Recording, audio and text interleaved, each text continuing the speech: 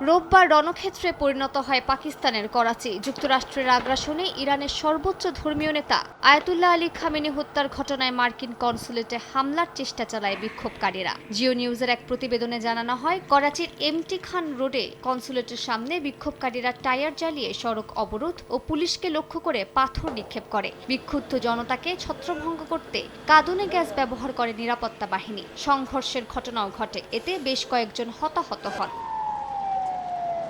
Police ও rangers সহ আইনশৃঙ্খলা বাহিনী সহিংসতা রোধে এবং জননিরাপত্তা নিশ্চিত করতে এলাকায় নিরাপত্তা জোরদার করেছে। বিক্ষোভের কারণে করাচির যান চলাচল মারাত্মকভাবে ব্যাহত হয়েছে। সুলতানাবাদ থেকে মাইকোলাচি অভিমুখে যাওয়ার রাস্তাটি বন্ধ থাকায় ব্যাপক যানজট সৃষ্টি হয়। স্থানীয় কর্তৃপক্ষ জানিয়েছে, আন্দোলনের এক পর্যায়ে করাচিতে অবস্থিত জাতিসংঘের দূতাবাসে আগুন ধরিয়ে দেয় প্রতিবাদকারীরা।